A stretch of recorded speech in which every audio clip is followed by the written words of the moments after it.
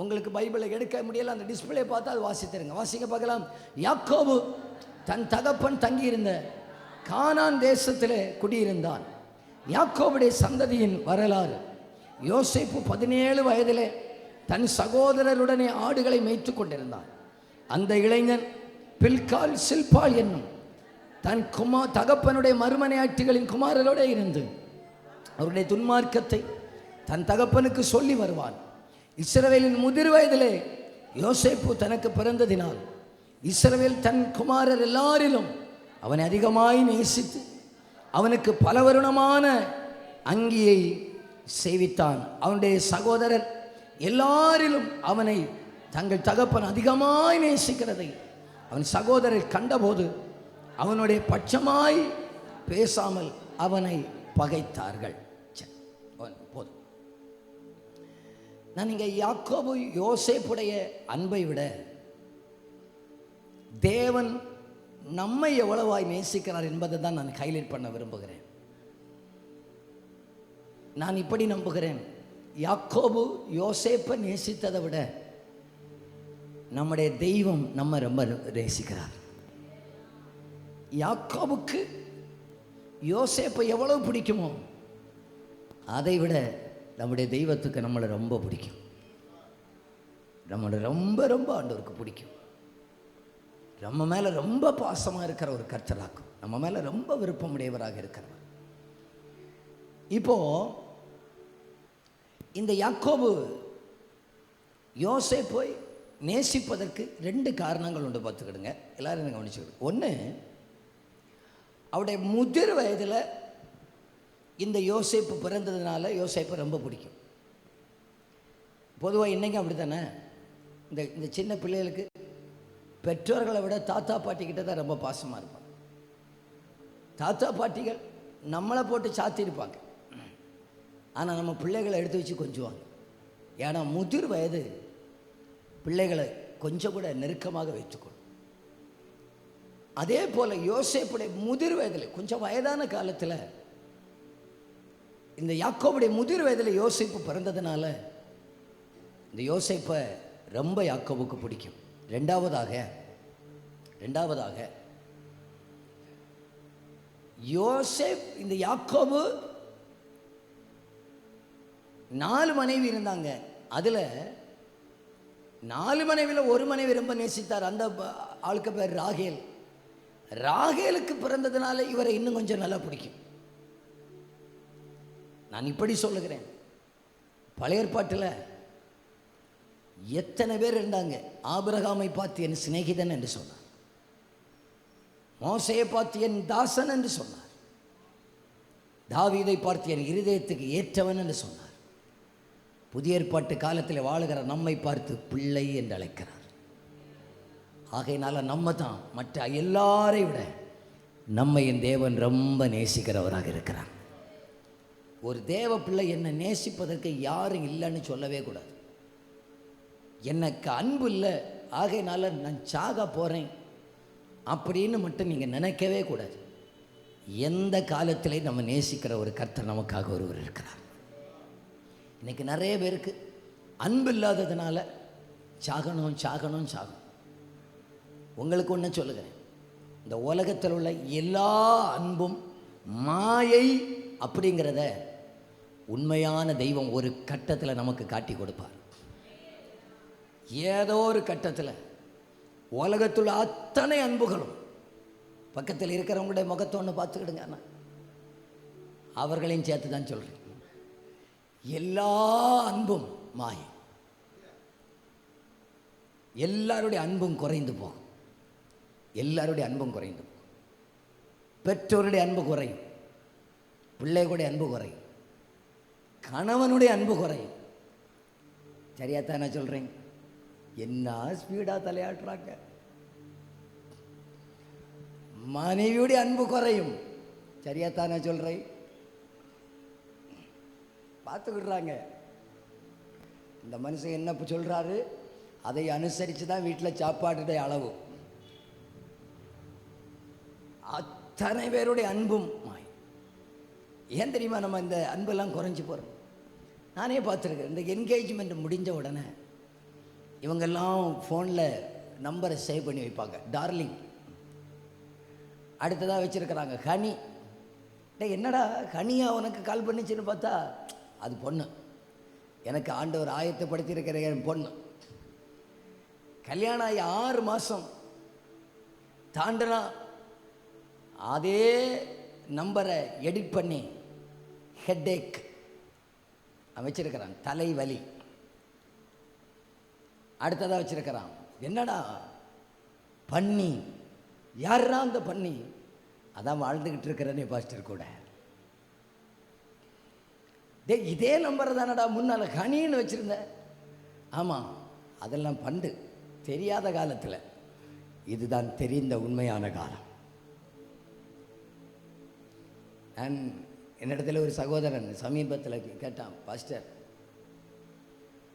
நல்ல ஃப்ரீயாக நடந்தேன், எங்கெல்லாம் போவேன், கேட்பாரும் கிடையாது கேள்வியும் கிடையாது. இன்னைக்கு நான் படுற பாடு இருக்க பார்த்தீங்களா? கொஞ்சம் வாலிப தம்பிமார் எல்லாம் சேர்ந்து ராத்திரி 11:45 கூட்டத்துக்கு போன இடத்துல என்னை டீ குடிக்க கூட்டிகிட்டு போனாங்க. பார்த்தா பயங்கர ஒருத்தனுக்கு வருது வருது வருது ஃபோனு வந்துக்கிட்டே இருக்குது. அவன் சொல்கிறான், ஐயோ என்னால் முடியலை பாஸ்டர், பாஸ்டர் எப்படி தான் சமாளிக்கிறீங்க? நான் சொன்னேன், பாருங்கள், நான் 3 நாள் கன்வென்ஷன் வந்திருக்கேன், ஒரு ஃபோன் கால் எனக்கு வருமா? அவசரம்னா மட்டும்தான் வரும் எனக்கு. அது எப்படி பாஸ்டர் சமாளிக்கிறீங்க? அப்போ நான் சொன்னேன், இந்த உலகத்தில் இயேசுடைய வருகைக்கு பிறகு 7 வருஷம் உபத்திரவ காலம், அதே போல் கல்யாணத்திலேயும் 7 வருஷம் உபத்திரவ காலம். 7 வருஷம் உபத்திரவ காலம் முடிஞ்ச பிறகு தான் நீ 1000 வருஷம் அரசாட்சிக்குள்ளே பிரவேசிக்க முடியும். நீங்கள் புரிந்து கொள்ளணும்னு சொன்னால், உங்களுக்கு ஒருத்தருக்கு ஒருத்தர் அது சரிபாகி வரணும்னு சொன்னால் 7 வருஷம் உபத்திரகம். 7 வருஷம் வாழ்ந்துட்டீங்க, அதுக்கப்புறம் விவாகரத்தெல்லாம் நடக்காது. 7 வருஷம் கொஞ்சம் கஷ்டம். 7 வருஷத்தில் இவங்க கொஞ்சம் கஷ்டப்பட்டு வாழ்ந்துட்டாங்க, ஒன்றுக்கு ஒன்று புரிஞ்சுக்கிட்டாங்க. சிலர் இப்போ எண்ணுறாங்க எத்தனை வருஷம் ஆச்சுன்னு சொல்லி. 7 தாண்டிட்டீங்கன்னு சொன்னால், ஒன்று பிரச்சனையை மேற்கொண்டிருப்பீங்க, இல்லைன்னா பிரச்சனையோடு வாழ பழகிருப்பீங்க. 2ல் ஒன்று நடந்திருக்கும். நீங்கள் அல்லது 3 1000 வருஷம் அரசாட்சிக்குள்ளே வந்திருப்பீங்க. சரி, இவா இப்படி தான் என்ன பண்ணாலும், அல்ல என்ன பண்ணாலும் இந்த ஆள் இப்படி தான் அப்படிங்கிற முடிவுக்கு வந்திருப்பீங்க. மொத்தத்தில் ஒன்று மட்டும் மனசிலாச்சு இல்லையா? இந்த ஆளை விட, எனக்கு தெய்வம் தந்த துணையை விட நான் ஒரு இரட்சகரை நல்லவராக கண்டேன், அவருடைய அன்புதான் பெரியதுன்னு கண்டவங்க மட்டும் அந்த என்ன ஸ்பீடாக கையோ இருது இல்லையா? ஸ்தோத்திரம். நல்ல சத்தமாக ராஜாவுக்கு நல்ல ஒரு கைத்தட்டை கொடுத்துருங்க பார்க்கலாம். நல்லா ஏசப்பாவுக்கு ஒரு கைத்தட்டுங்க பார்க்கலாம். ஸ்தோத்திரம். ஹல்லேலூயா. எல்லா அன்புமாய் சாலோமோனாக்கும் பிரசங்கிக்க புத்தகத்தை எழுதினார். சாலோமோனுக்கு எத்தனை மனைவின்னு சொன்னால் 700 மனைவி, 300 மறுமனையாட்டி, வெறும் 1000 தான். வெறும் 1000ன்னு சொல்கிறேன். 1000 மனைவிகளை உண்டாக்கினவராக, 1000 மனைவிகளை சம்பாதிச்சவர். அவர் கடைசியில் எழுதினார், உலகம் மாயன்னு எழுதினார். அவர் கடைசியில் சொன்னார், 1000 நான் கட்டினேன், ஆனாலும் கர்த்தர் வீட்டை கட்டாராகில்னு சங்கீதம் இருக்கு இல்லையா, அது சாலோமோனாக எழுதினார். நான் 1000 பொண்ணு கட்டினதுனால என் குடும்பம் கட்டப்படாது, கர்த்தர் நினச்சாதான் என் வீட்டை கட்ட முடியும்னு எழுதினார். எல்லாம் மாயேன்னு எழுதினார். முதல்ல என் தெய்வத்துடைய அன்பை நம்ம உணரணும்னு சொன்னால், எல்லா அன்பும் மாயேன்னு நம்ம உணரணும். உணர்றீங்களா? பாஸ்டர் சொல்லிட்டாரு, ஆகையினால இன்னையிலிருந்து நாங்கள் அன்பெல்லாம் குறைச்சாச்சு இல்லை. நான் ஒரு பிரசங்கத்துடைய முடிவில் உங்களுக்கு புரியும். என் அன்புக்குரியவர்களே, யோபுவை பார்த்தீங்கன்னு சொன்னான், அந்த மனுஷனுடைய இக்கட்ட நேரத்தில் பிள்ளைகளை பற்றும் இழந்து நிற்கிறாரு, சொத்தை இழந்து நிற்கிறாரு, சம்பாத்தியத்தை இழந்து நிற்கிறார். அந்த நேரத்தில் ஒரு தங்கமான மனைவி வந்தாங்க. இந்த மனைவி என்ன தெரியுமா சொல்கிறாங்க? அத்தான், இனி எத்தனை காலம் இவ்வளவு தூரம் வேதனையோடு கூட இருக்கிறது? நல்ல அம்மானா என்ன தெரியுமா சொல்லியிருக்கணும்? கொஞ்சம் கஷ்டம்தான் வாழ்க்கையில், இந்த கஷ்ட காலத்தில் கஞ்சி ஏதாவது வேணும், நான் தூரத்தில் என்னென்னா நான் தருவேன் என்னான்னு சொல்லியிருக்கணும் இல்லையா? இப்போ சொல்லுது, இனி நீர் வாழ்ந்த நத்துக்கு, இனி நீர் இவ்வளோ கஷ்டப்படுத்தி வாழ்ந்த நத்துக்கு, நீர் தேவனை தூசித்த ஜீவனோடு. பல நேரத்தில் நீங்களும் சொல்லியிருப்பீங்களோ, இந்த மனுஷன் கடந்தனத்துக்கு இவ கடந்தனத்துக்கு கடக்கணும்னா, ஆமாம் கடக்கணும். இவங்க எல்லாரும் கைவிட்டாலும் யோபுக்கு ஒன்று மட்டும் தெரியும், என்னை உண்டாக்கின தெய்வத்துடைய அன்பு ஒரு நாள் மாறவே மாறாது. அவர் என்னை கொன்று போட்டாலும் நான் அவர் மேலே நம்பிக்கையாக இருப்பேன் என்று சொன்ன அந்த ராஜாவுக்கு நல்ல கையை தட்டி ஒரு அல்லேலூயான்னு சொல்லியிருக்க பார்க்கல. என்னை கொன்னுனாலும் போடட்டுங்க, என்னை கொன்றுனாலும் போடட்டுங்க, நான் அவரை மட்டும் விடுறது மாதிரி ஐடியாவே கிடையாது முதல்ல. இனி இப்போ ஒன்று ஒன்றா சொல்லுது. ஆண்டவர் என்ன என் உள்ளத்தில் போட்ட 1-2 காரியத்தை உங்களுக்கு நான் சொல்லுகிறேன். ஒன்று, தகப்பன், நம்முடைய பரம தகப்பன் நமக்கு சில நன்மைகளை அன்பினால் கொடுப்பார் பாருங்க. அந்த அன்பினால் அந்த யோசேப்புக்கு யாக்கோபு ஒரு பலவர்ணம் அங்கேயே கொடுத்தார். நமக்கும் ஒரு மகிமையான கிரீடங்களை ஆண்டவர் தருகிறவராக இருக்கிறார். ரட்சிப்பின் வஸ்திரத்தை தருகிறவராக இருக்கிறார். இதெல்லாம் ஆண்டவர் நம்ம மேலே வச்சு அன்பினால் நமக்கு இலவசமாக தந்தது. நான் இன்னைக்கு சொல்கிறேன், கர்த்தர் நமக்கு தந்த நல்ல வீடு கர்த்தர் என் மேலே வச்சு அன்பினால் தந்தது. எத்தனை பேர் அதை சொல்லுகிறீங்க? ஹல்லேலூயா. கர்த்தர் எனக்கு தந்த ஒரு நல்ல வேலை கர்த்தர் எனக்கு என் மேலே வச்சு அன்பினால் தந்தது. கர்த்தர் எனக்கு தந்த நல்ல வாகனம் என்னால் அல்ல, கர்த்தரே எனக்கு தந்தது. யாக்கோபுக்கும் ஏசாவுக்கும் உள்ள வித்தியாசம் என்ன தெரியுமா? ஏசாவுக்கும் ஆடு மாடுகள் இருந்தது, யாக்கோபுக்கும் ஆடு மாடுகள் இருந்தது. ஆனால் யாக்கோபு சொல்லுவார், என் கர்த்தரே என்னை ஆசீர்வதித்தார் என்று சொல்லுவார். ஏசா சொல்லுவார், என்னுடைய கைப்பலன்தான் உண்டாக்கினது என்று சொல்லுவார். நீங்கள் எத்தனை பேர் சொல்கிறீங்க, என் கர்த்தர் தான் என்னை ஆசீர்வதித்தார், என்னுடைய நன்மைக்கும் உயர்வுக்கும் கர்த்தரே காரணர், அவர் என் மேலே வைத்த அன்பினால் நான் வாழுகிற வீட்டை எனக்கு தந்தார். அந்த வலது கரத்தை உயர்த்தி எல்லாரும் சொல்லுங்க பார்க்கலாம். ஆண்டவரே, இதெல்லாம் ஈவினால் உம்முடைய இரக்கத்தினால வந்தது ஆண்டவரே, உம்முடைய தயவினால வந்தது ஆண்டவரே. ராஜா, நீர் செய்த அத்தனையும் உம்முடைய தயவினால வந்தது ஆண்டவரே. என்னுடைய தகுதி அல்ல, என்னுடைய திராணி அல்ல, நீர் என்னை அன்னைக்கே ஆழமாய் நேசித்ததினால என்னை இவ்வளவாய் வைத்திருக்கிறீர் என்று சொல்லுகிறவர்கள் நல்ல கையை தட்டி சொல்லுங்க பார்க்கலாம், நல்ல கரங்களை தட்டி சொல்லுங்க பார்க்கலாம்.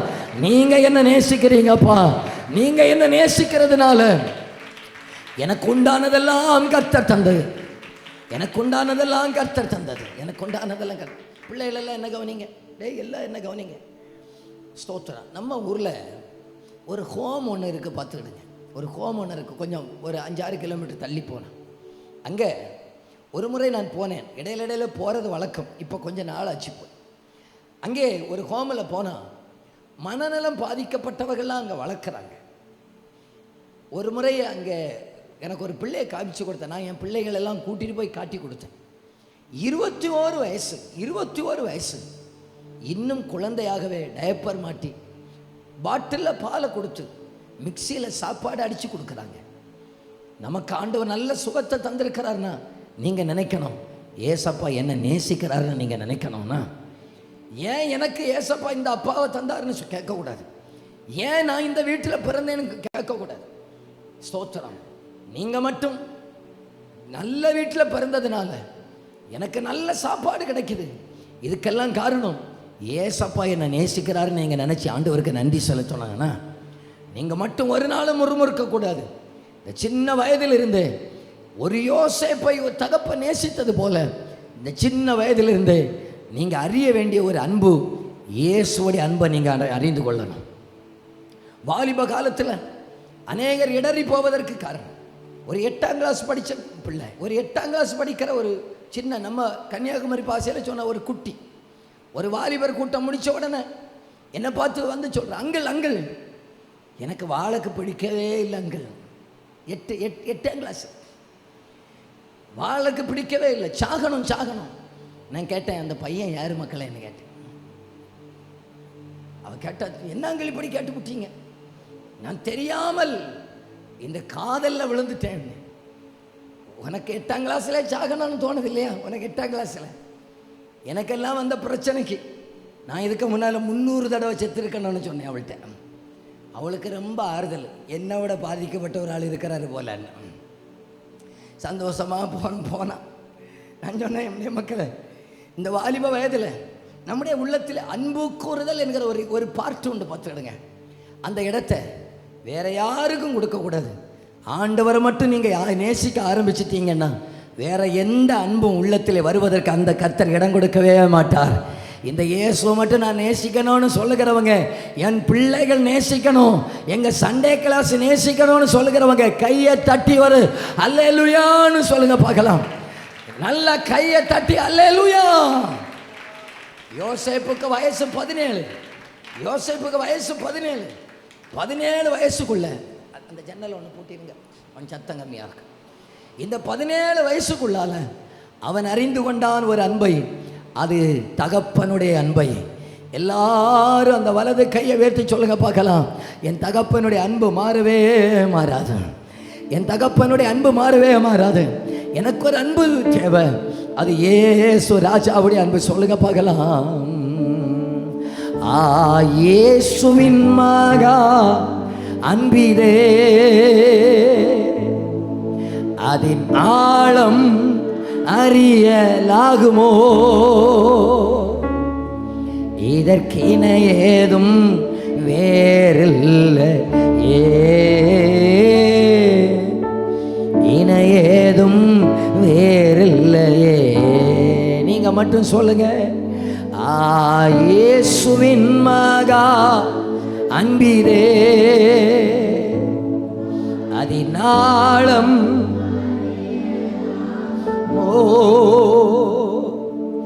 இதற்கின ஏதும் வேறில்லை, இன ஏதும் வேறில்லையே. பெற்றோர்களே, உங்க பிள்ளைகளை வீட்டில் பூட்டி வச்சிடக்கூடாதுன்னா, ஆண்டவர் தந்த நல்ல ஊழியத்துக்காக நானே ஆண்டவருக்கு நன்றி செலுத்துகிறேன். நல்ல சிஏ மீட்டிங் உங்கள் பிள்ளைகளை அனுப்பி வைக்கணும்னா, யூத் சர்வீஸ் நடக்கும் பிள்ளைகளை அனுப்பி வைக்கணும்னா, சண்டே கிளாஸுக்கு பிள்ளைகளை அனுப்பி வைக்கணும்னா, எங்கள் பிள்ளைகளெல்லாம் இந்த சண்டே கிளாஸில் யூத் மீட்டிங்கில் வந்த எங்கள் பிள்ளைகளுடைய சாட்சி என்ன தெரியுமா?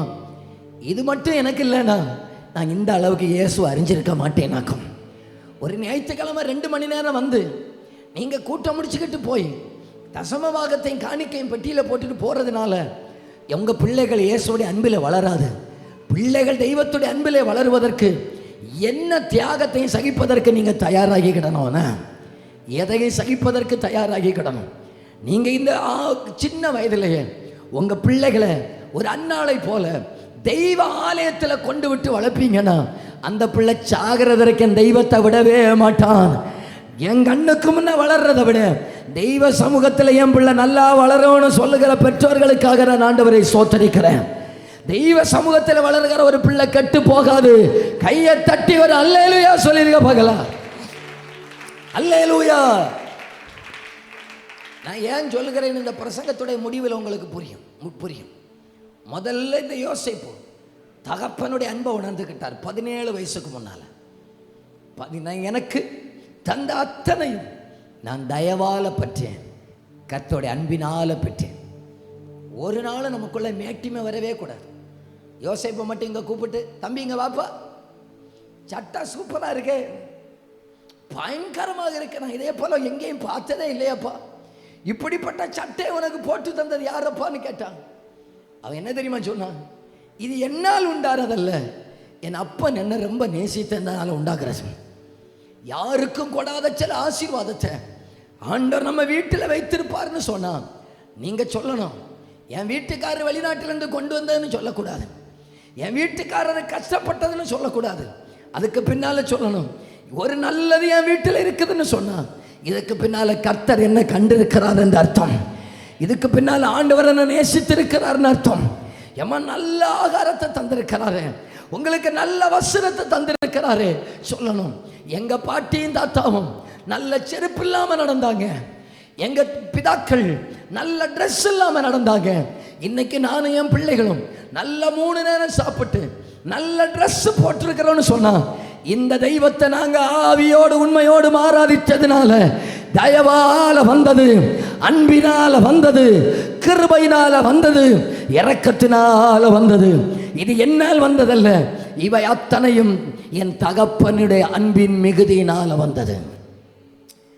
தெய்வத்தை மட்டும் நேசிக்கிறவங்கள 4 பேருக்கு முன்னால் வித்தியாசமாக தான் கர்த்தர் வச்சு அழகு பார்ப்பார்.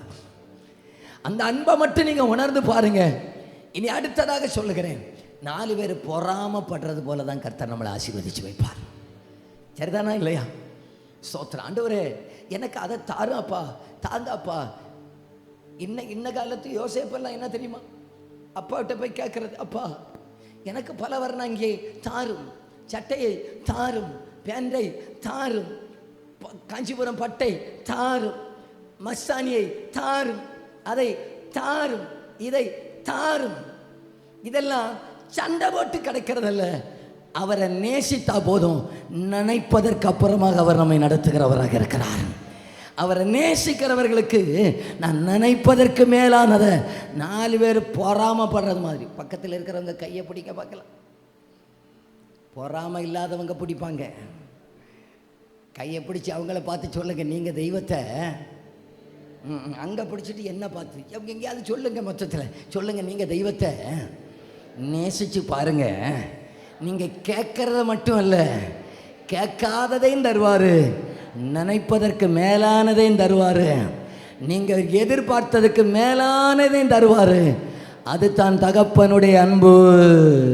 ஆழமான ஆழியிலும் ஆழமான அன்பு, உயர்ந்த மலைகளிலும் உயரமான அன்பு, அளந்து பார்க்க முடியாத அளவில்லாத அன்பு, விவரிக்க முடியாத அற்புத அன்பு.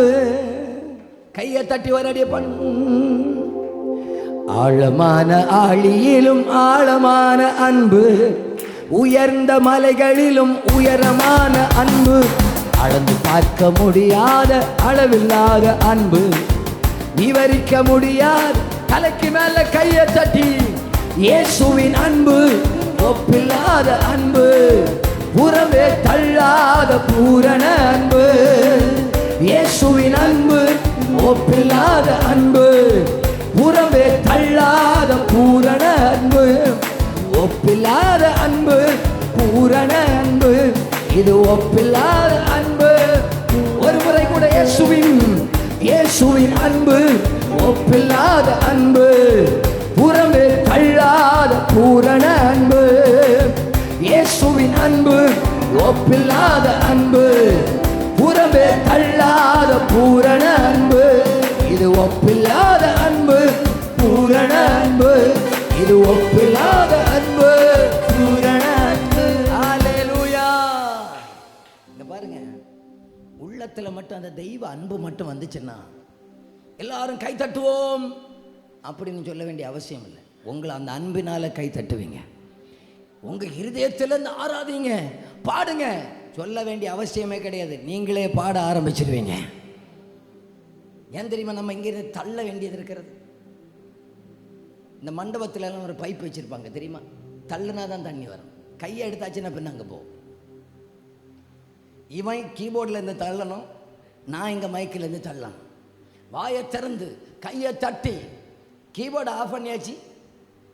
மற்றொரு பாஸ்டர் நிற்கிறாரா போனாரான்னு அன்பு கீபோர்டோடு போச்சு.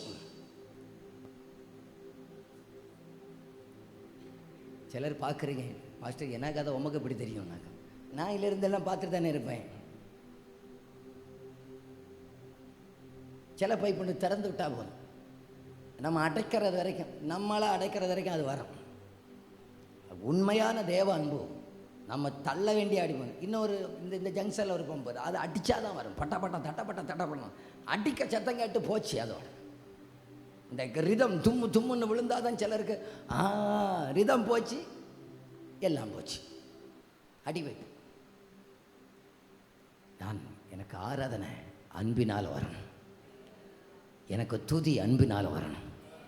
அவர் மட்டும் என்னை நேசிக்கிற நேசத்தை மட்டும் உணர்ந்துக்கிட்டாச்சுன்னா, அவர் நேசத்தால் சோகமானே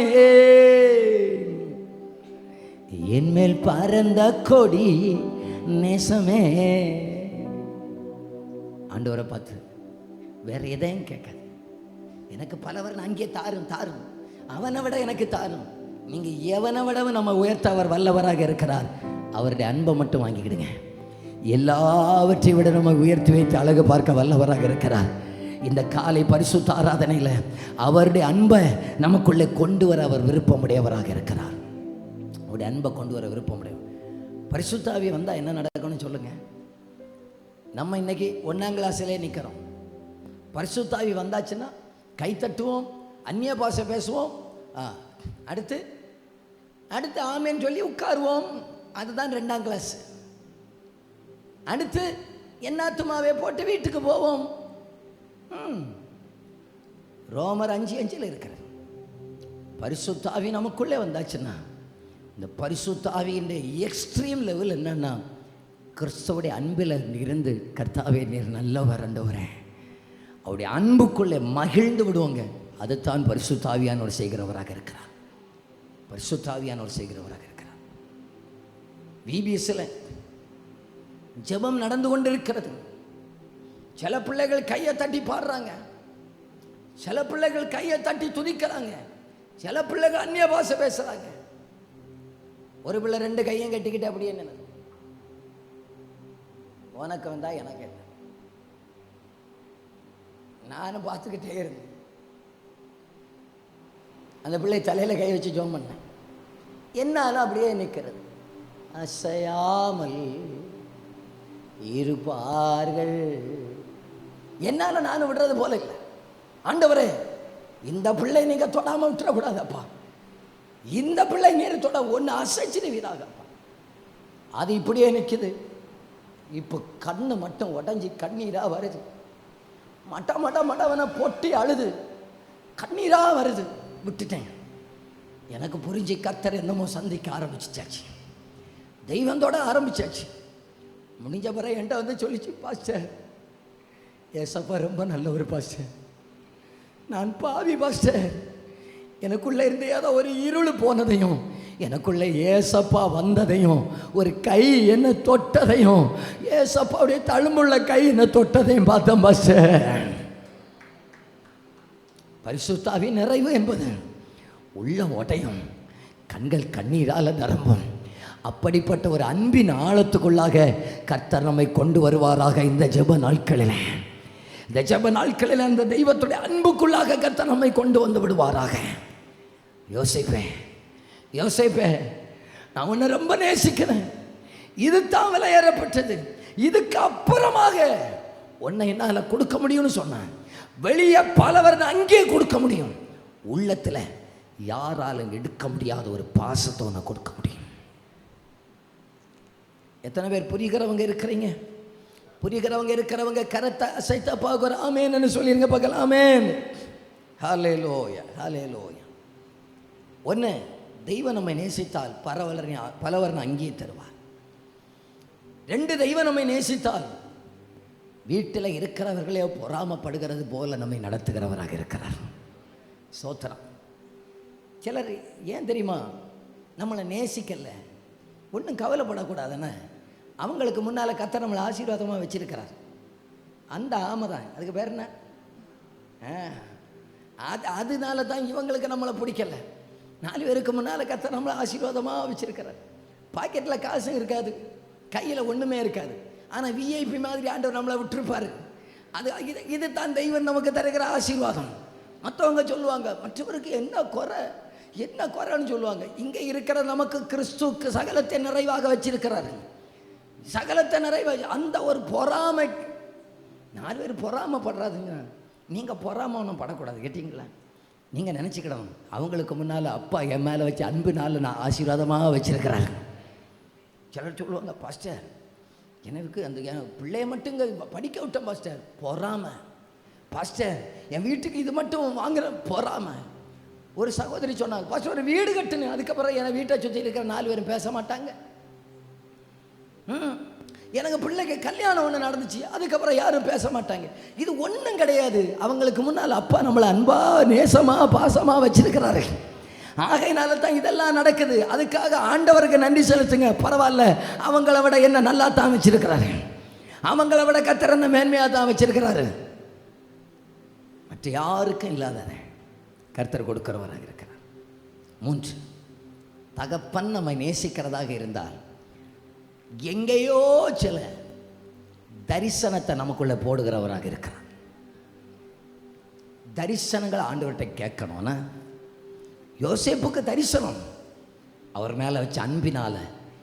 யாக்கோபு யோசேப்பை நேசித்ததை விட பரம தகப்பன் இப்பொழுது யோசேப்பை நேசித்தாருங்கிறது எனக்கு புரியுது. அவர் மேலே வச்ச அன்பினால, கிருபையினால வெளிப்பாடுகளை தருகிறார். ஸ்தோத்திரம். ஆவிக்குரிய வெளிப்பாடுகள் சில நேரத்தில் நமக்கு வரும். சில வசனங்களாக இருக்கலாம், சில பிரசங்கங்களாக இருக்கலாம், சில பாடல்களாக இருக்கலாம். நினச்சிக்கிடணும், நான் வித்தியாசமானவராக்க, நான் தேவனால் நேசிக்கப்படுகிற ஒரு பாத்திரம், தேவனால் நேசிக்கப்படுகிற பாத்திரம். மற்ற ரூபனுக்கு கொடுக்காதது, சிமியோனுக்கு கொடுக்காது, யூதாவுக்கு கொடுக்காது, நப்தலிக்கு கொடுக்காது, யாருக்கும் கொடுக்காதது எனக்கு ஆண்டவர் எனக்கு உள்ளத்திலே போட்டிருப்பார்னு சொன்னான். அவர்களுக்கு கொடுக்காத ஒன்றை கர்த்தர் என் மேலே வைத்திருக்கிறார். என் மேலே வச்சு அன்பினால் கர்த்தர் தந்திருக்கிறார். அதற்காக ஆண்டவருக்கு நன்றி செலுத்துகிறேன். ஆண்டவர் என் மேலே வச்சு அன்பினால். மூணாவதாக எனக்கு தரிசனங்களையும் கிருபைகளையும் தருகிறவராக இருக்கிறார். கரங்களை தட்டி கர்த்தருக்கு ஒரு அல்லேலூயா சொல்லுங்க பார்க்கலாம். நல்ல கையை தட்டிய பார்க்க ஒரு அல்லேலூயா சொல்லுங்க பார்க்கலாம். சரி, இது வரைக்கும் இவ்வளவு சொன்ன பார்த்தீங்களா? இது வரைக்கும் நமக்கு கொஞ்சம் சந்தோஷமாக இருக்கும். ஓ, ஆண்டவர் நேசிச்சா இதெல்லாம் நடக்கும் இல்லையான்னு சொல்லிக்கிட்டு. இனி சொல்கிறேன் பாருங்கள், ஆண்டவர் நேசிச்சா இதுவும் நடக்கும்னு சொல்கிறேன். இனி சொல்கிறேன் பாரு, நீங்கள் வீட்டில் போய் வாசிக்கணும். இனி ஆதியாக 37லேருந்து 50 வரைக்கும் ஒரு 10 நிமிஷத்தில் நான் சொல்லி முடிச்சிருவேன். ஏன்னா இதை முடிச்சுட்டு எனக்கு அடுத்த கூட்டத்துக்கு போகணும். இப்போது அடுத்த பார்ட்டுக்குள்ளே வர பாருங்க. தகப்பன் இந்த யோசேப்பை நேசித்ததினால தகப்பன் சொல்கிறார், டேய், இந்த அண்ணன்மாரெல்லாம் உண்டு, ஆடெல்லாம் ஒழுங்காக தான் மேய்க்கிறானா அல்லது ஆடுக்கு புல்லு காட்டுறானா, ஒழுங்காக வருமானத்தை சரி பண்ணுறானா, எல்லாம் பார்த்துட்டு வான்னு சொல்லி நம்பி யோசேப்பை தகப்பன் அனுப்புகிறவராக இருக்கிறார். மறுபக்கத்தை சொல்லு, என் தெய்வம் நம்மை நேசிக்கிறார் என்றால் நாம் ஒரு இடத்துல ரொம்ப இணைந்திருப்போம் பாருங்க, ரொம்ப நம்பி இருப்போம் பாருங்க. அந்த இடத்துல இருந்து கர்த்தர் நம்மை பிரிக்கிறவராக இருக்கிறார். சில இடங்களிலிருந்து நம்மை பிரிப்பதற்கு காரணம் கர்த்தர் என்னை நேசிக்கிறார் என்ற அர்த்தம். சில நபர்களிலிருந்து என்னை பிரிப்பதற்கு காரணம் கர்த்தர் என்னை நேசிக்கிறார் என்ற அர்த்தம். ஆரம்பம் கொஞ்சம் கஷ்டமாக தான் இருக்கும், ஆரம்பம் ரொம்ப வேதனையாக தான் இருக்கும். ஆண்டவர் சில நபர்களிலிருந்து நம்மை பிரிப்பார்.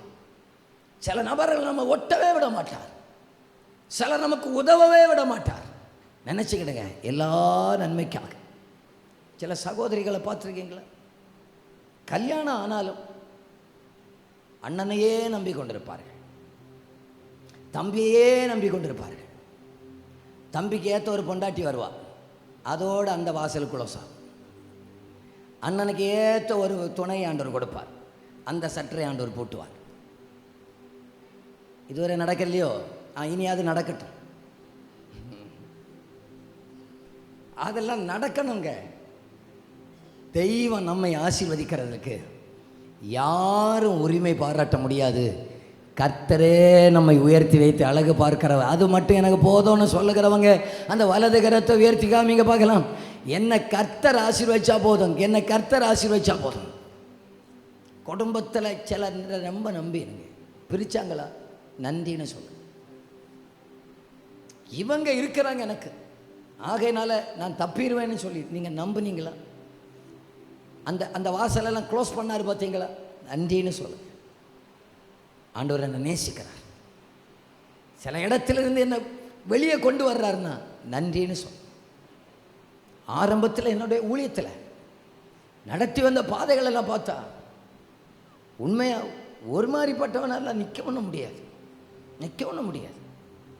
அவ்வளவு சந்திச்சிருக்கிறோம் பிரச்சனை. இப்படி கூட சொல்லலாம். இன்னைக்கு சந்தோஷமா இடத்தை தந்து, மைக்க தந்து, வசனத்தை தந்து, வார்த்தையை தந்து உங்களுக்கு முன்னால் விட்டுருக்கிறார். ஆனால் ஒரு காலத்தில் வருகிற நிந்தனைகளும் அவமானங்களும் விமர்சனங்களும் உடைகிறத பார்த்தாச்சுன்னா, நான் மட்டும் ஆண்டவர் அறியலைன்னா கல்லறையை தான் பார்த்துருக்கலாம், செத்து தான் போயிருக்கணும். செத்து போயிருக்கணும். அதுக்கப்புறம் வாழ்ந்தே உபயோகம் இல்லை. இவ்வளவு நான் வந்த பிறகும் நிறுத்தி இருக்கிறதுக்கு காரணம் என்னன்னா, இந்த அன்பெல்லாம் மாயணும், என் தெய்வத்துடைய அன்பு மாறாதது என்பதை ஆழமாக உள்ளத்தில் விதைச்சிட்டார் ஆண்டவர், விதைச்சிட்டார் ஆண்டவர். சில இடத்துல என்னை பிரித்திருக்கிறார் என்றால் ஆண்டவருக்கு நன்றி செலுத்துங்க. ஆண்டவரே, என்னை தனிமைப்படுத்துவது நன்மைக்கப்பா.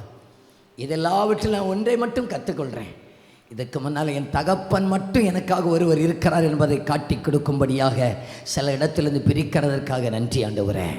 சில இடத்திலிருந்து என்னை வெளியே கொண்டு வருவதற்காக நன்றி ஆண்டவரே. என்னை தனிமைப்படுத்துவதற்காக நன்றி ஆண்டவரே. நன்றின்னு சொல்லுங்கள். இதோடைய மறுபக்கத்தை இன்னும் சொல்லுகிறேன். ஆண்டவர் மட்டும் நம்ம நேசிக்கிறதுனால தான் மற்றவர்களை விசாரிக்கக்கூடிய பொறுப்புகளை கர்த்தர் நமக்கு தந்திருக்கிறார். தகப்பன் நேசிக்கிற ஒருவருக்கு தான் நீ போய் அவர்களை விசாரித்து வா என்கிற பொறுப்பு தருகிறவராக இருக்கிறார். நான் உங்களுக்காக என்னால் தான் சொல்லுவேன், இங்கே ஆண்டவர் நமக்கு தந்த சின்ன சின்ன பொறுப்புகளாக இருக்கலாம், ஊழியத்தில் ஒரு சண்டே ஸ்கூலில் தந்த பொறுப்புகளாக இருக்கலாம். இது அப்பா என் மேலே வச்சு அன்பினால் என்னை நம்பி எனக்கு கையில் தந்ததாக்கும், என்னை நம்பி எனக்கு கையில் தந்தது. எனக்கு ஒரு சின்ன ஒரு கூட்டம் நடத்துவதாக இருக்கலாம், என்னை நம்பி ஆண்டவர் எனக்கு தந்தது.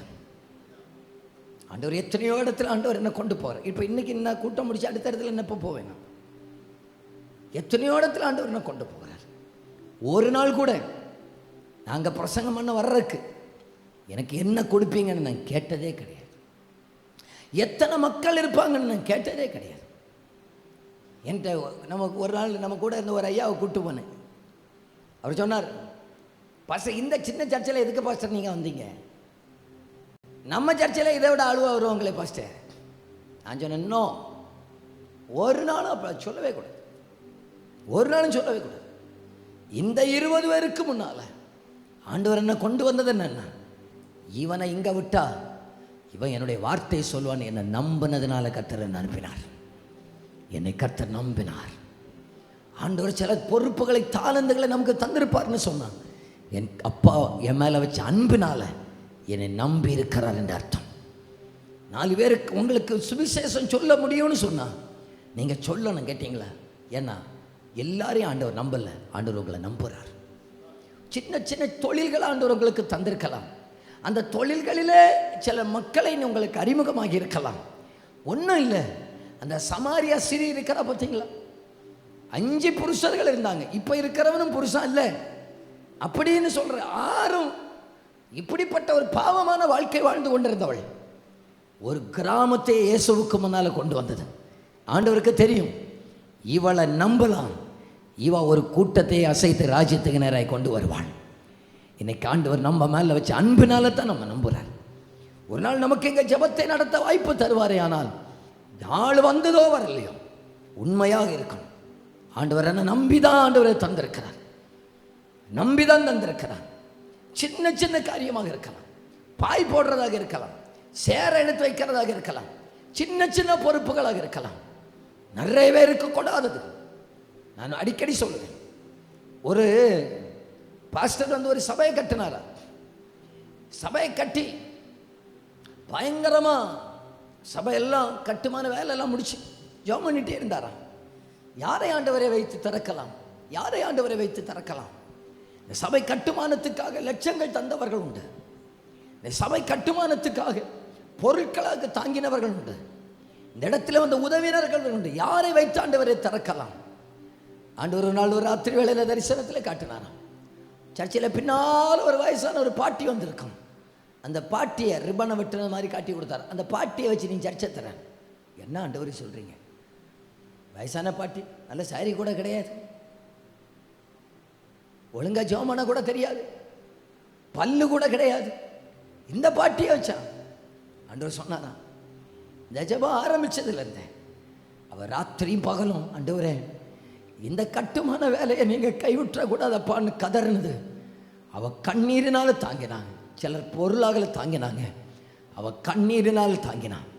நான் அவள் மேலே அந்த கிருபை வச்சிருக்கிறேன் தரேன்னு சொன்னார்.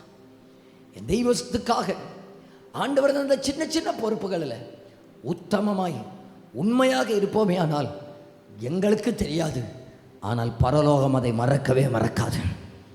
ஆண்டவர் நம்மை ரொம்ப நம்புகிறார். சில சின்ன சின்ன பொறுப்புகளை சொல்லணும், என்ன ஆண்டவர் நம்புகிறார்னு நினைக்கிறேன்.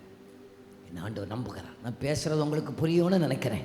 புரிகிறவங்க அந்த வலது கரத்தை உயர்த்தி கர்த்தருக்கு ஒரு அல்லேலூயா சொல்லியிருங்க பார்க்கலாம். கரங்களை அசைச்சா ஒரு அல்லேலூயா சொல்லியிருங்க பார்க்கலாம்.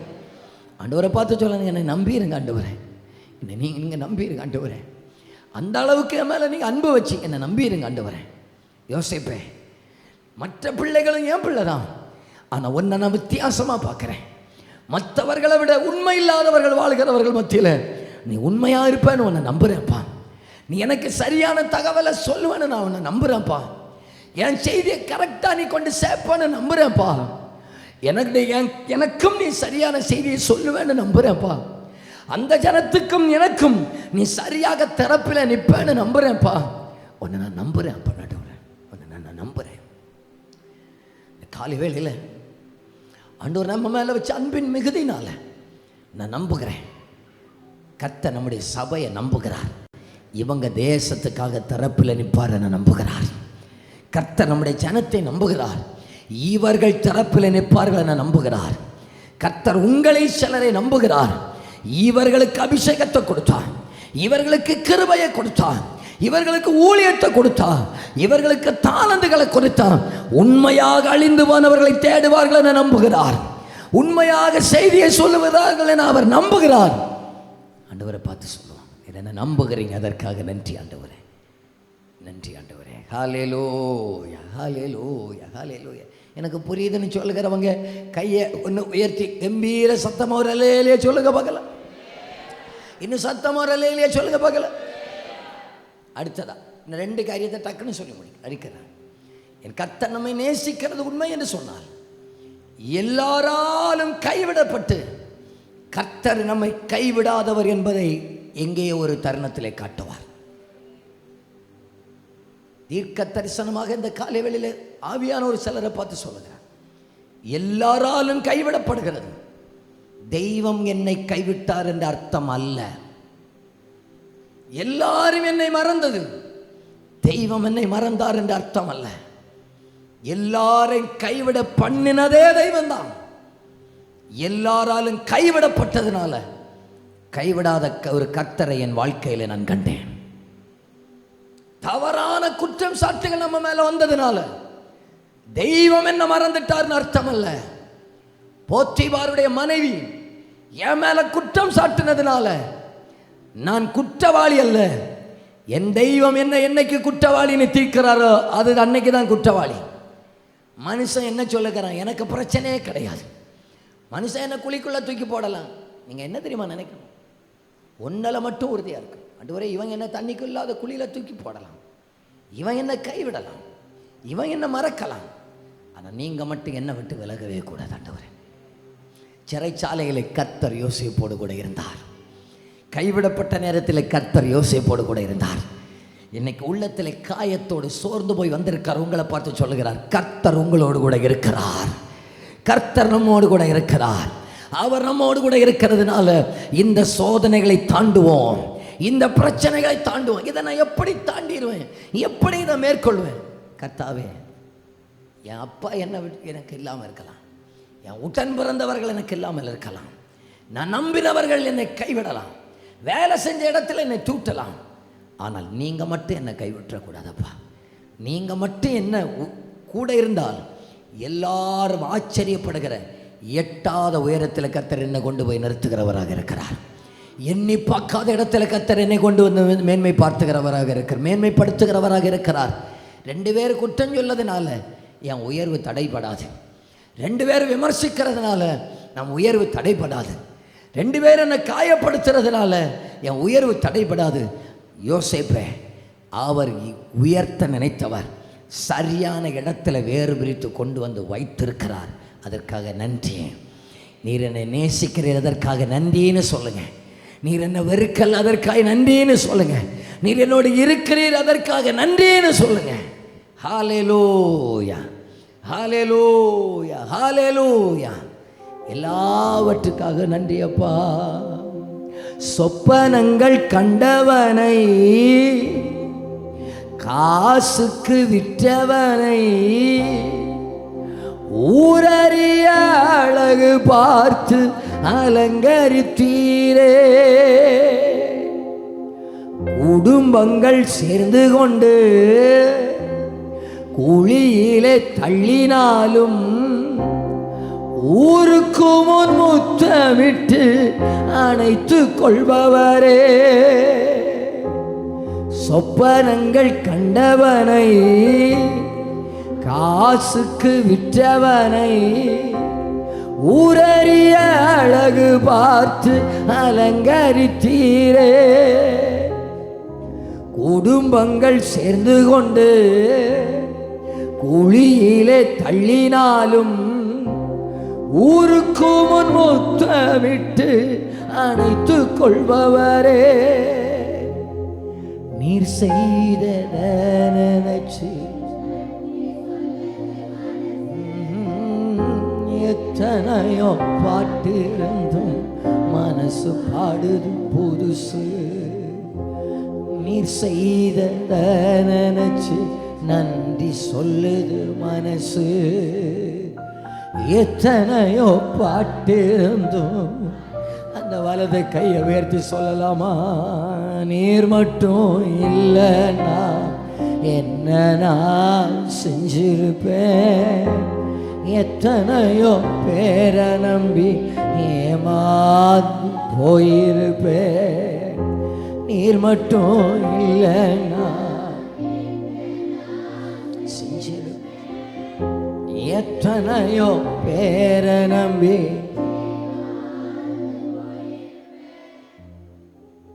கடைசியாக ஒன்றை மட்டும் சொல்லி முடிக்கிறேன். ஒன்றை மட்டும் சொல்லி முடிக்கிறேன். எபிரேயர் 11:22 ஒருத்தங்க சத்தம் உயர்த்தி வாசிங்க பார்க்கலாம். எபிரேயர் 11:22 டக்குன்னு வாசிக்க. விசுவாசத்தினாலே யோசேப்பு விட்டு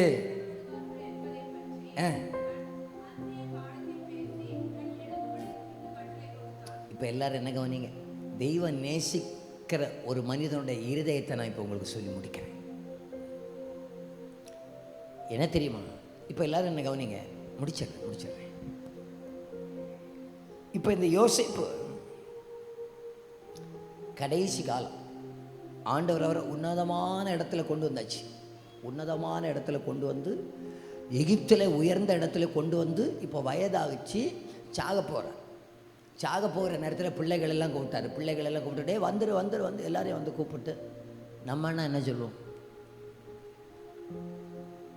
இந்த காலத்து யோசிப்புகள் என்ன தெரியுமா சொல்லுவாங்க? டேய், இன்னைக்கு இந்த தேசம் இவ்வளோ செழிப்பாக இருக்கிறதுக்கு நான் தான் காரணம். நான் சாக போகிறேன். மூத்தவனுக்கு பார்வன் ராஜாட்ட பேசுகிறேன், உனக்கு நிதி அமைச்சரை நீ தருவார். ரெண்டாவது உள்ளவனுக்கு சுகாதாரத்துறையை தருவார். மூணாவது உள்ளவனுக்கு இன்னொரு துறையை தருவார். எல்லாத்தையும் சொல்லிட்டு தான் சாகுறேன் நான். இவ்வளோ உயர்த்தப்பட்ட யோசிப்பு பிள்ளைகளை பார்த்து என்ன தெரியுமா சொன்னார்? டேய், நான் சாக போகிறேன். என்னை இங்கே எகிப்தில் அடக்கம் பண்ணுவாங்க. இந்த எகிப்தியனுடைய முறைமைப்படி எனக்காக பிரமிடு கட்டினாலும் கட்டுவான். பிரமிடு கட்டினாலும் பரவாயில்ல. இந்த எகிப்திலிருந்து கர்த்தர் வாக்குத்தத்தம் பண்ணின ஒரு கானான் தேசத்துக்கு ஆண்டவர் உங்களை ஒரு நாள் கொண்டு போவார். கொண்டு போகிறதான நேரத்தில் என் எலும்புகளையும் கொண்டு போய் அங்கே கொண்டு வச்சிடணும். சரிதானா? அதுக்கு என்ன அர்த்தம்? அர்த்தத்தை சொல்கிறதுக்கு முன்னால் நான் உங்கள்கிட்ட ஒரு கேள்வி கேட்கட்டேன். சொல்லுங்க பார்க்கலாம்.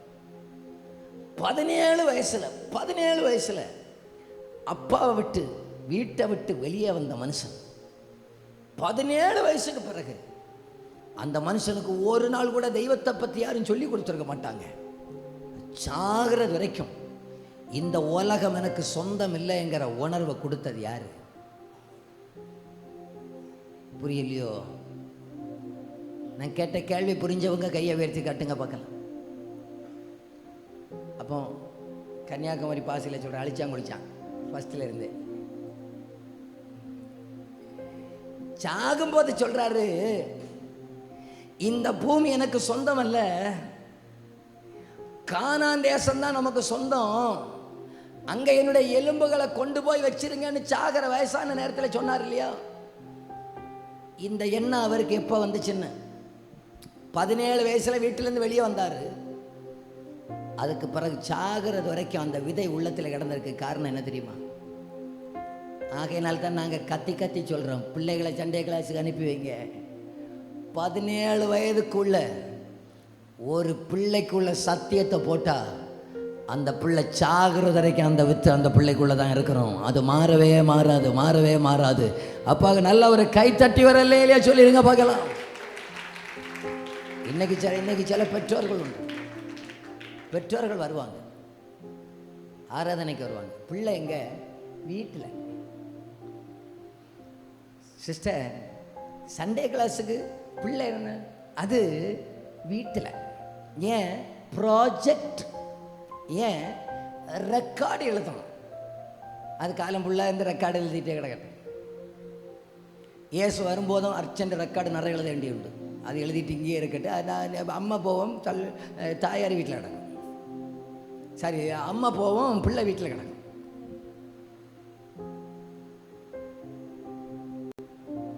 பிள்ளைகள் பந்திய சுற்றிலும் ஒலிவ மர கன்றுகளை போல இருக்கணும்.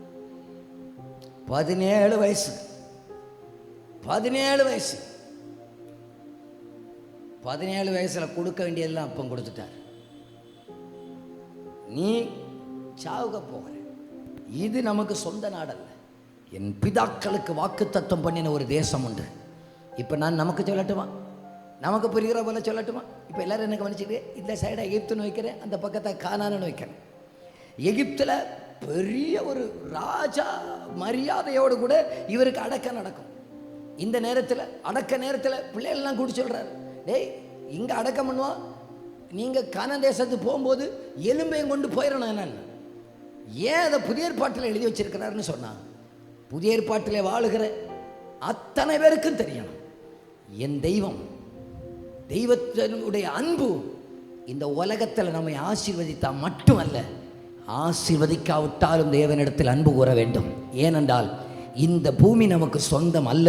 ஒரு பெரிய ஒரு வாக்குத்தத்த வீட்டை கர்த்தர் நமக்காக ஆயத்தப்படுத்தி வைத்திருக்கிறார்.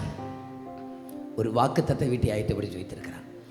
இந்த பூமியில் பெரிய ஆள் ஆனாலும் சரி, இந்த பூமி நமக்கு சொந்தம் அல்ல. இந்த ஊரில் ஆண்டவர் நம்ம எவ்வளவு ஆசீர்வதித்தாலும் சரி, இந்த உலகம் நமக்கு சொந்தம் அல்ல. இதை விட்டு வாக்குத்தத்த நாட்டுக்கு போகிறோம். எத்தனை பேர் சொல்லுகிறீங்க, எனக்கு ஒரு வாக்குத்தத்த வீடு பரலோக ராஜ்யத்தில் இருக்கிறது, அந்த நாடை நான் சுதந்திரிக்கணும்னு சொல்லுகிறவங்க கையை தட்டி ஒரு அல்லேலூயா. நான் அந்த வாக்குத்தத்த வீட்டுக்குள்ள போயிடணும். அதற்காகவே நான் ஓடுறேன், அதற்காகவே பிரயாசப்படணும். இப்ப அடுத்த கேள்வி, தெய்வம் நேசிக்கக்கூடிய ஒரு மனுஷன் எவ்வளவு ஆசீர்வதிச்சாலும் இந்த உலகத்தில் மேல இருதயத்தை வைக்க மாட்டாங்க. இருதயமெல்லாம் மேலே தான் இருக்கும். இருதயமெல்லாம் அப்பா வீட்டில் ராஜ்யத்தில் தான் இருக்கும். உள்ளத்தில் எப்பயாவது தோணுதா? வாரத்தில் ஒரு நாளாவது தோணுதா, இந்த பூமி எனக்கு சொந்தம் இல்லை, எல்லாத்தையும் போட்டுட்டு போகிறேங்கிறது தோன்றவங்க கையை உயர்த்தி காட்டுங்க பார்க்கலாம். இந்த வாரத்தில் இன்னைக்கு தோணுச்சு இல்லையா? சர்ச்சில் வச்சு உள்ளத்தில் தோணுதான் நான் நினச்சிக்கிடணும். அப்பா அப்பப்போ என்கிட்ட பேசுகிறாருன்னு நினச்சிக்கிடணும். அப்பா என்ன நேசிக்கிறாருன்னு நினச்சிக்கிடணும். 5 லட்சம் மாதம் சம்பளம் வந்தாலும் நினச்சிக்கிடணும். இது எனக்கு உதவாது. இதை விட்டு நான் ராஜ்யத்துக்கு போக போகிறேன். இனி அடுத்து கடைசியாக ஒரு காரியத்தை சொல்லி முடிக்க, பிள்ளைகளை பார்த்து சொன்னார், டேய் எலும்பை கொண்டு நீ கானான் தேசத்தில் போகணும்னு சொன்னார். நம்ம என்ன சொல்லுவோம், யாராவது போவாங்க அந்த கொடுத்து விட்டுறணும். என்ன போகிற ஆள்கிட்ட கொடுத்து விட்றோன்னு சொன்னாரா, நீ கொண்டு போன்னு சொன்னாரா? அதுக்கு என்ன தெரியுமா அர்த்தம்? நீ போகிற ஆள்கிட்ட கொடுத்து விட்டுறக்கூடாது, நீயும் கொண்டு அந்த வாக்குத்தத்த வீட்டுக்கு வரணும். நான் ஒரு நல்ல தகப்பனுடைய வாஞ்சை என்ன தெரியுமா? ஒரு நல்ல பெற்றோருடைய வாஞ்சை இதுவாக இருக்கணும். நான் கண்ட ராஜ்யத்துக்கு என் தலைமுறைகளும் வந்து சேரணும், என் தலைமுறைகளும் வந்து சேரணும், என் தலைமுறைகளும் வந்து சேரணும். உண்மையாக தேவ அன்பு பெற்றவர்கள் நான் மட்டும் ரட்சிக்கப்பட்டால் போதும் என்று இருக்க மாட்டார்கள். நானும் என் தலைமுறைகளும் அந்த ராஜ்யத்துக்கு வந்து சேர வேண்டும் என்று இருப்பார்கள். அவர்கள் தான் தேவ அன்பு பெற்றவர்கள். சிலரை பார்த்துருக்கீங்களா? நான் மட்டும் ஞானஸ்நானம் பெற்றாச்சா, ஓகே சிஸ்டர், பிள்ளைக்கு ஞானஸ்நானம் எடுக்கணும், அது அவளுக்கு கல்யாணத்துக்கு பார்த்துக்கலாம். சிஸ்டர், இந்த பிள்ளை இந்த காலத்தில் ஞானஸ்நானத்துக்குள்ள சொல்லிக்கிற கூடாது. நான் ரட்சிக்கப்பட்டாச்சு இல்லையா பாஸ்டர்? இன்னைக்கு இயேசு வந்தா நீங்கள் போவீங்க, உங்களுக்கு தான் அந்த பிள்ளை. நான் உங்களுக்கு தைரியமாக சொல்றேன், உண்மையிலே நாம் ஆண்டவருடைய அன்பை உணர்வோமே ஆனால் நாம் சுயநலவாதிகளாய் வாழ மாட்டோம். அன்னைக்கு யோசேப்பு என் பிள்ளைகள் அங்கே வந்து சேரணும்னு விரும்பினார். அதுதான் ஞானம்னு சொல்கிறது. என் பிள்ளைகளும் அந்த கானானுக்குள்ளே வரணும்னு விரும்புகிறாரு. நம்ம எல்லாரும் விரும்பணும். என்ன தெரியுமா விரும்பணும்? நானும் என்னுடைய கிராமமும் எப்படியாவது வந்து சேரணும். நான் அப்படி தான் சொல்கிறேன். ஆண்டவரே, நீர் எனக்கு தந்த மனைவி பிள்ளைகள் இதுகளெல்லாம் தாண்டியாச்சு. நீர் எனக்கு தந்த மனைவி பிள்ளைகள், நீர் எனக்கு தந்த சபை, இனி அடுத்தது நீர் எனக்கு தந்த கிராமமும் எங்கள் ஏரியாவும் சேர்ந்து உண்மையே ஆராதிக்க நம்முடைய ராஜ்யத்துக்கு வரணும் ஆண்டவரே. அந்த எண்ணம் யாருக்கு தெரியுமா வரும்? தெய்வத்தை நேசிக்கிறவங்களுக்கு தான் வரும். தெய்வத்துடைய அன்பை உணர்கிறவர்களுக்கு தான் வரும். எனக்கு புரியுது பாஸ்டர், நீங்கள் பண்ணின பிரசங்க எனக்கு புரிஞ்சுன்னு சொல்லுகிறவங்க மட்டும் கையை உயர்த்தி காட்டுங்க பார்க்கலாம். கையை உயர்த்தினவங்க நல்ல கையை உயர்த்துங்க பார்க்கலாம். அப்படியே இழந்து நிற்கலாமா? ஹல்லேலூயா, ஹல்லேலூயா. நன்றி ஆண்டவரே, நன்றி ஆண்டவரே, நன்றி ஆண்டவரே. Thank you Jesus. இன்னைக்கு இந்த பிரசங்கத்தில் ஏதோ ஒரு பார்ட் எனக்கு உள்ளத்துக்காகவே பேசப்பட்டதுன்னு உணர்கிறவங்க உங்க வலது கரத்தை உயர்த்தி காட்டுங்க பார்க்கலாம். ஏதோ ஒரு பார்ட்.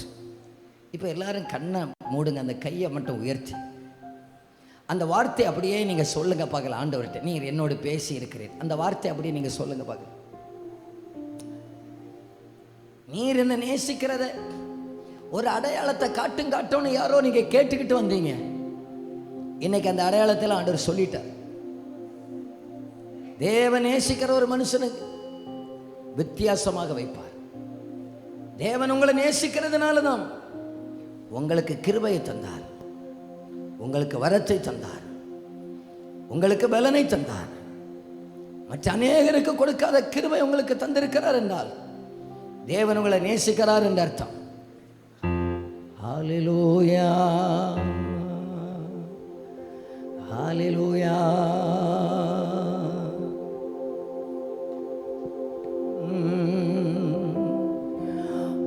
உந்தன் ஆவி எந்தன் உள்ளம் தங்க வேண்டும், எந்த நாளும் உந்தன் நாமம் பாட வேண்டும். உள்ளமெல்லாம் அன்பினாலே பொங்க வேண்டும், கள்ளம் நீங்கி காலமெல்லாம் வாழ வேண்டும், கள்ளம் நீங்கி காலமெல்லாம் வாழ வேண்டும். இந்த பாடலை ஒரு சில அடிகளை நல்ல கையை தட்டி பாட போகிறோம். நம்முடைய உள்ளத்தை கிறிஸ்துவின் அன்பினால் நிரப்புவார். நீங்கள் இன்றைக்கி வீட்டுக்கு போகும்போதே உங்களை அறியாமலே உள்ளம் ஆனந்தத்தால் நிரம்பும், சந்தோஷத்தால் நிரம்பும். நல்ல 2 கையை தட்டி பாடலாமா?